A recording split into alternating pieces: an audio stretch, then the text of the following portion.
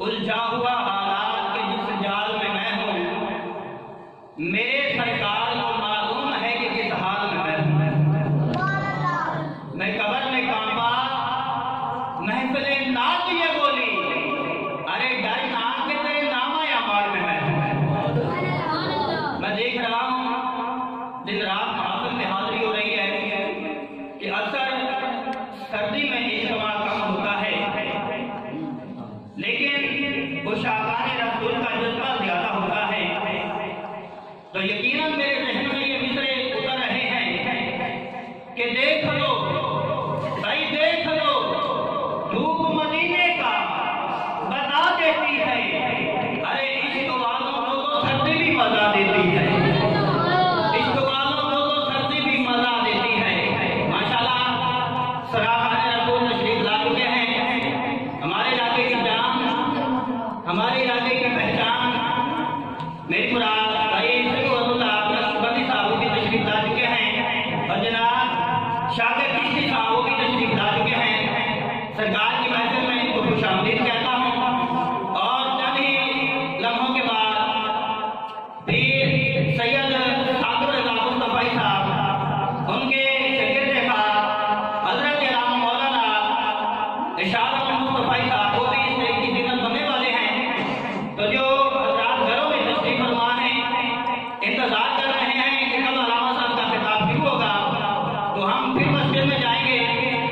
तो उनसे गुजारिश करता हूँ कि जल्दी जल्दी उठ के जो है मस्जिद